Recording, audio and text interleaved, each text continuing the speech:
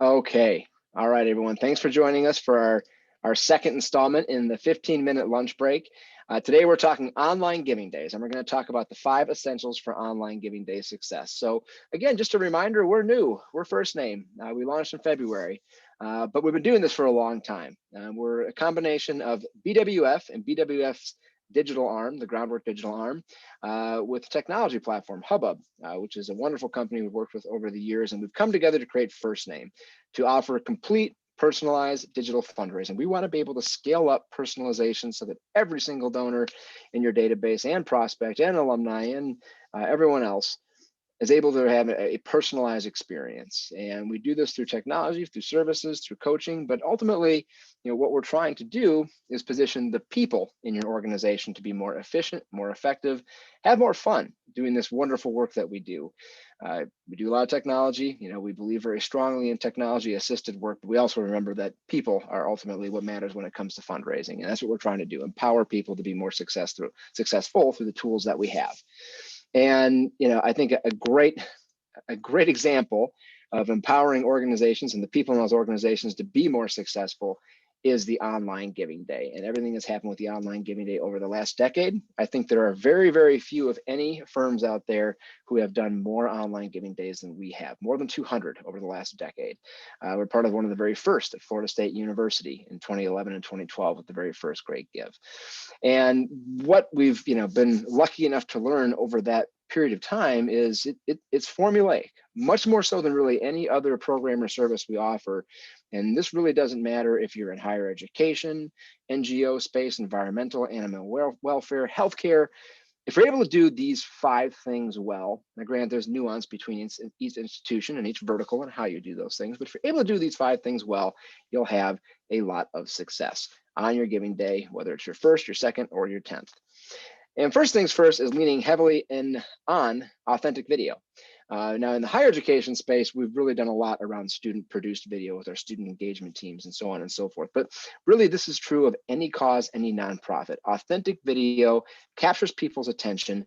It drives fundraising. It drives conversions.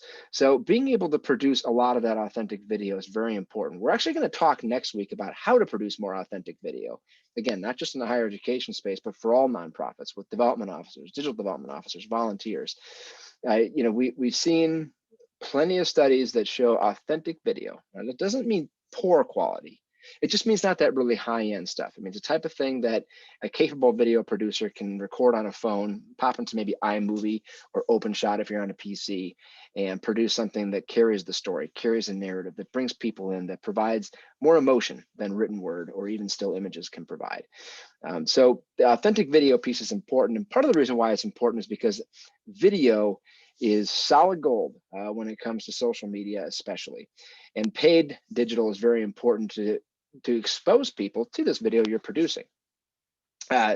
When it comes to Facebook ads, one of the best values is a Facebook ad that simply drives people to watch a video. It's incredibly affordable. We're talking about like 3 cents per view in a lot of cases. And that's really important in those early awareness stages when you're announcing your online giving day and helping people understand why you're doing an online giving day and the impact of an online giving day and their role in an online giving day, giving whatever they can. Facebook ads are very important early in that process. And the combination of having good, authentic video powered by Facebook ads, where we can very affordably expose that video to thousands of people, that's a really good 1-2 punch and a big part of, I think, a modern fundraising strategy for a giving day. When it comes to actually planning this giving day and putting this plan in place, it's really important to involve your colleagues early on. We often are asked, how soon do we have to get out in front of this giving day to get it planned right? And the typical answer is about 6 to 8 months. If you can get started on a giving day about a half a year or more in advance, you'll be able to do all of these 5 things we're going to talk about today. And you'll be able to involve your colleagues. And the more people you have on board rowing with you in the same direction for a giving day success, the better it's going to go. And this has been one of the fun things in recent years where, we do our giving day workshops for institutions and organizations, and we bring all these units and departments and business units together. And then we share best practices, and this is what works here and there, and here's what we recommend for you. But the one missing piece was, I think, the collaboration. And about a year or 2 ago, one of our client partners, suggested that we do that. Here's how it works. Here's a giving day, but then we do a brainstorm with that same group. And that was really effective in developing a lot of really good ideas, but also bringing everybody together and having buy-in, feeling like they're a big part of this and that they own a piece of the giving day. And that's really important too for the overall plan, strategy, theme, how you're putting this together early on, getting in front of your partners, your peers, your colleagues, volunteers as well, and making sure you have a collaborative strategy. Speaking of peers and peer-to-peer, online ambassadors. And we've been talking about online ambassadors for an awfully long time. It's become more complicated. Again, going back to that very first giving day at Florida State, I think we had maybe 130 emails, and we sent out everybody on that email list, throughout the day, emails saying, hey, here's some copy for Facebook, just copy it, put it in Facebook, post it. Same with Twitter. And a lot of them did. I mean, a large number, the majority of them did. And that really drove a ton of activity. And there we go. We thought we were onto something, right? Online ambassador programs for giving days. And that worked for quite a while, for several years, that sort of approach to just, and of course it became more sophisticated. We built platforms for it, and we gave people, one-touch buttons to share across social media.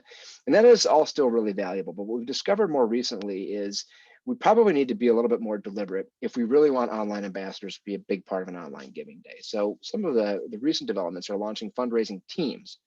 So you take your top tier of online ambassadors, maybe a dozen, maybe 24 people, and you work with them to gather to recruit teams of fundraisers.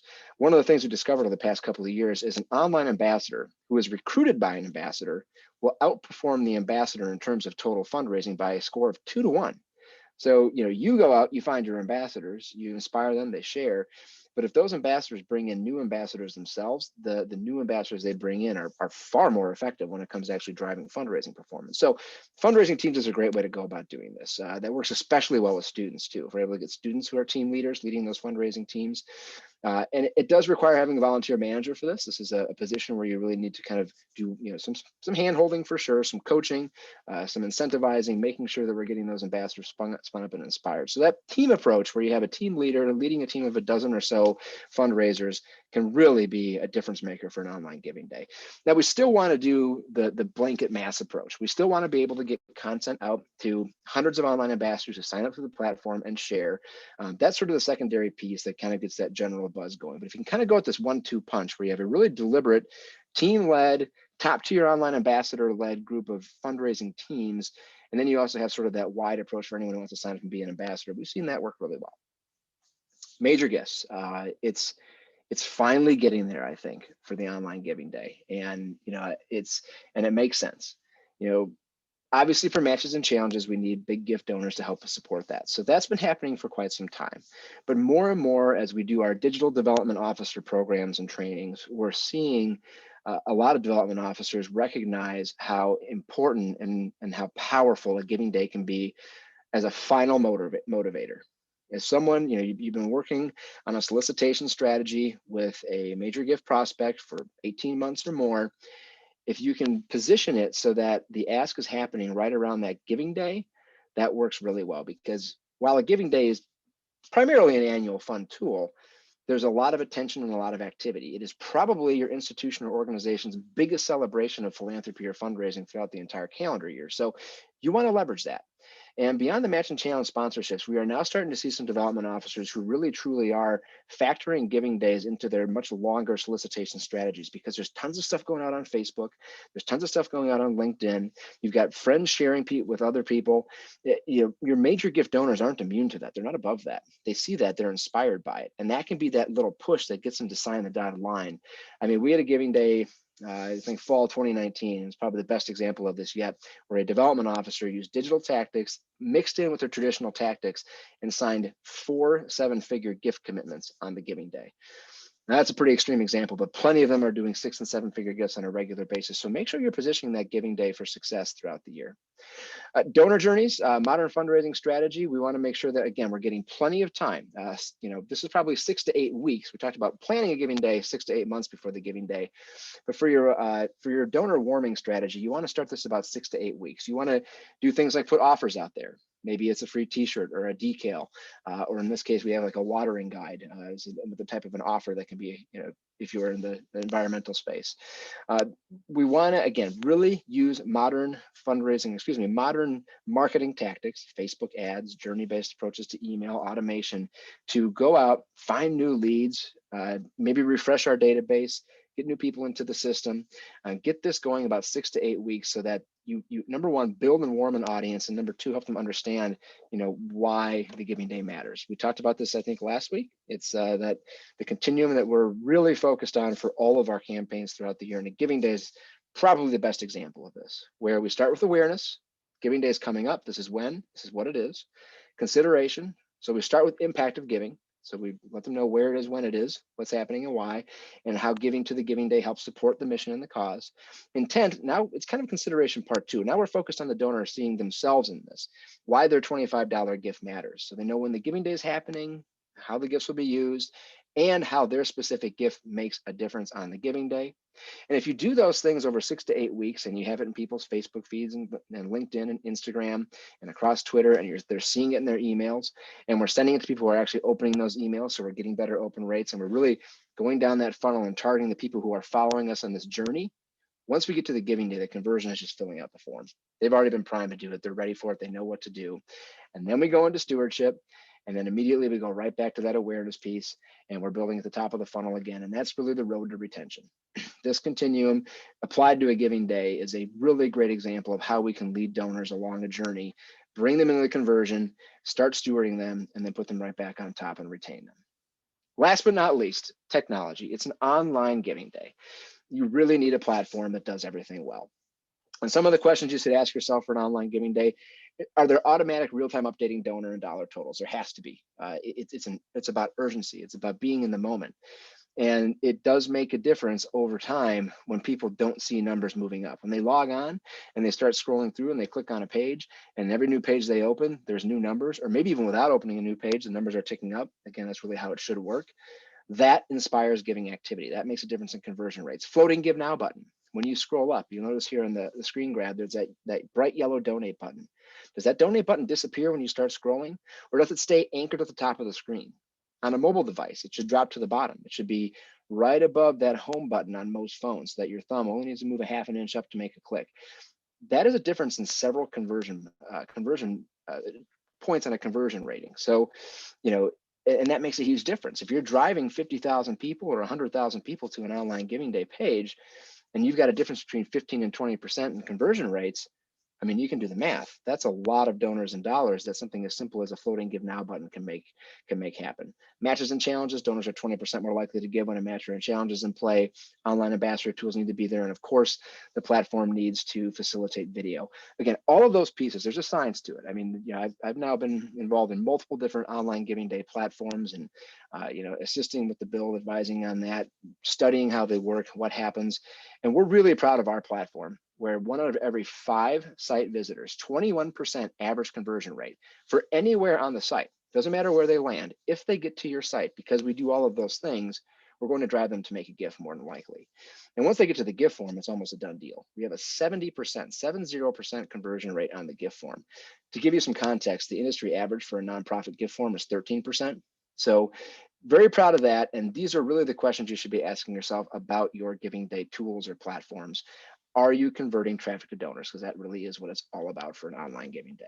So those are the 5 things. You got your technology, your online ambassadors, your major gift donors, your digital strategy, your journey-based approach to guiding donors to that conversion on the giving day.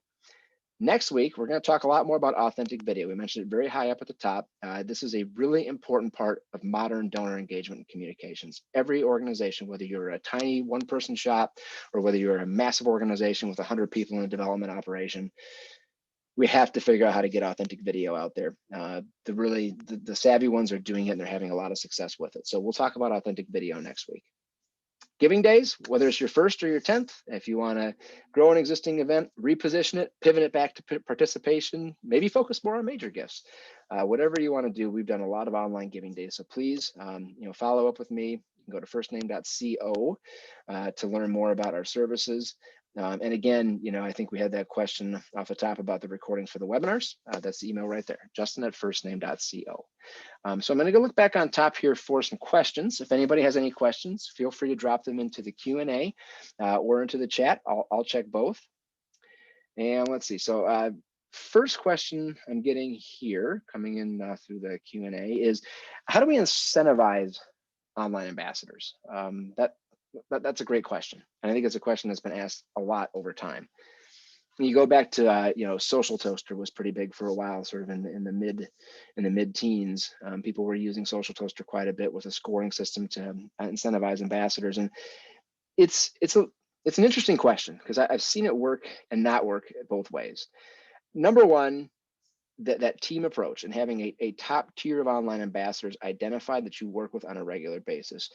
That to me is more important than giveaways or that type of thing, because then you're sort of managing them as the volunteers that they are. So you want a volunteer manager to lead the online ambassadors, to help them see through the process, to make sure they're recruiting their teams. If you really have a solid team-based approach to online ambassadors, that's going to lead to most of your success, I think. But there are still things you can drop out there. So if you have, especially for that that mass approach, we like to do things like gift cards or t-shirts or giveaways. And you're not necessarily incentivizing giving, because that obviously can get into trouble, or I shouldn't say trouble, but more difficult to navigate territory based on tax laws and things like that. But if you're counting the number of clicks they're driving, and that's just it, that's the competition. Whoever drives the most clicks wins. Then you can do things like give away Starbucks gift cards or apparel, or for larger organizations, maybe it's a mission trip. Maybe it's something really substantial. If you have some big time online ambassadors who have tens of thousands of followers, you might want to think longer term about what that reward is, so that they actually stay with you, and then they become sort of brand advocates over time, and they post about their trip when you send them on their trip. So there's lots of different ways to think about the strategy based on your size, your scope, your mission, and what you're trying to do. But I would first focus on that team-based approach and on a sort of online ambassador volunteer position, really looking at it that way. All right, another question here. For a giving day, we thought of sending mass texts. Do you have a recommendation for software that can do this? Yeah, and that's a really good point. Part of, if this were an hour-long presentation, that might be the shortcoming of the 15-minute lunch break. But we probably would have talked a lot more about text. There's Hustle. There's Mongoose. Cadence Mongoose, I think, is one. Through Text, I believe, is another. All of them do similar things. They're not cheap. You'll probably spend 2 or 3 times as much on your texting platform as you will on your actual online giving platform, if you're doing it right. Now, there is text to give. You can always just throw up a number that says, text give to these 5 or 6 numbers or whatever it is and make a gift. We haven't really seen that perform very well in most cases. It's, first of all, you're already on the site, so probably just make a gift then on the platform. You've seen it at events where they'll put that up on a big screen. Again, there are examples of it being successful, but more often than not, it's minimal. The really good text platforms aren't text to give. You want to use text earlier on in the awareness process. When you're in that awareness and consideration phase, you're getting content out. You're not asking people to convert on a gift. You're helping them understand, hey, there's a giving day coming up. This is what it's about. Can I send you a link with more information? The next one is, hey, gifts to online giving days in the past have done this, this, and this for our cause. Do you mind if I share a video with you from one of the people who have been impacted positively by our mission? That's the type of thing you want to be using text for. It really belongs more in those first 6 to 8 weeks before the giving day. And then it can be a great conversion tool once you've really done some warming. In other cases, we've had really truly one-to-one text engagement where we have students who are actually texting donors. We've seen some incredible results. We had one client partner last year who texted a small pool, about 800 people. They were donors, recent donors, or excuse me, they were live ones, I think, and they were trying to get them to renew. They got a 75% conversion rate out of that group during the giving day, just a remarkable rate. Now that was a really good year, but in previous years they've had 20 or 30%, which again is an incredible conversion rate for those donors. But here's the thing, they're not necessarily converting on the text message. They're giving throughout the giving day. So they're able to track that, yes, these donors were text. Some of them maybe gave as a result of the text, but they gave throughout the giving day. So again, number one, when it comes to text message, think of it as donor engagement and warming first and foremost, and almost always. and then at the right point in time for the right warm audiences, sending them to a conversion to actually make a gift. But again, those tools, Hustle, Cadence Mongoose, I think is the same company, Through Text. Those are the three that we see most frequently. Be happy to send you more links and a list as well. Just feel free again, drop me an email, justin@firstname.co. But I appreciate the question. Thanks so much. Let's see, we've got something in chat here. Are matches or challenges more successful? That's an awesome question, and it's a good question. And I think it really,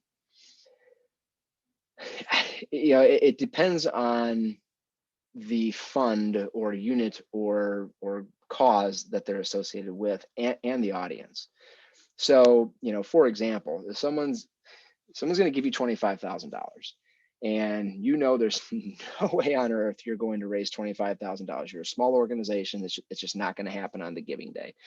You don't want to have a dollar for dollar match then, where you're going to fall well short. What you probably want to do there is say, if we get to 100 donors today, we unlock this $25,000 challenge. On the other hand, if you're going to raise maybe $150,000, and someone wants to give you a $150,000 gift, and you're almost certain you're going to get there, and you want something to kind of keep people inspired throughout the length of the giving day, then it's a great, 150 for 150 match, right? Dollar for dollar, every dollar is matched up to $150,000. Make your gift of any size now. It also matters, are you in the big gift space? Are you focused on a mid-level pool, for example? Is the basic ask $1,000? That might be the case in some situations. So once again, you got, maybe you've got a $50,000 match gift. You're trying to get 50 donors to give you $1,000 a piece. So there's a match situation. So it really varies based on the audience, the size of the audience, the capacity of the audience, and really what you think you can influence in terms of, donors and dollars during the giving day. Great question. Great question. Thank you for that. All right, let's see. So we are getting over the time here. I think I'm seeing one more question here. How do you encourage? It's a great one. How do you encourage gift officers to leverage a giving day? And this is where that, some people call it donor experience officers. We've been calling it digital development officer programs. But this is where, working digital into a mid-level or major gift program throughout the year is useful. It's beneficial. You want, you want to help your development officers see the value in these digital events and see the opportunity. I think way too often we've come across a scenario where development officers think that we're only asking of them to try to, expand a giving day. And that's really not the case. What we're doing is we're trying to provide them with an opportunity here to engage people during a very high energy, very visible event on the calendar. So, to me, it's, it can be done early on. Again, another reason why I want to get started 6 to 8 months in advance, so you can, work with these development officers to help them see the potential. And, because if you go to a development officer 6 weeks before a giving day and say, hey, can you make some big gifts happen? Of course, they're going to answer no, because they don't work in 6-week, sprints in the major gift space. They, really, they work in 12 to 24 month sprints. So maybe even getting started 12 months in advance isn't a bad idea. But I think really, walking them through the process, helping them identify digitally active donors. So go back, look at their portfolio. How many people in their portfolio have given on past giving days? Even if it's a small gift, if they've got someone in their portfolio who's given every single giving day at least $25 or maybe $250, $500, they're interested in being a part of that, right? It catches their attention, it inspires them to make a gift. So that's something where we can work with that then in a long-term strategy and think about, okay, we see you're participating in the giving day. That's awesome. There's a bigger way you can participate here. We need a $100,000 match to really make this happen. We've been talking about a gift at this level. We can still make the same gift that is to the same area, no difference. It's just that we can use it for the giving day. That's how you can actually lock in some of those big gifts leveraging a giving day. And that comes with, just helping gift officers see the opportunities there, and see the opportunity. All right, I think that covers it. Any other questions? Any other comments? Thank you so much. I hope we got done at about 1/4 with the actual presentation, but I love the questions. So please keep them coming. Don't hesitate to send me an email after the fact. Thank you all so much. We'll be back here next week, same time, 1 p.m. Eastern, noon Central, 11 Mountain, 10 a.m. Pacific. 7 a.m. Hawaii, I think. And we'll talk authentic video. Thanks very much, everyone. Talk with you soon.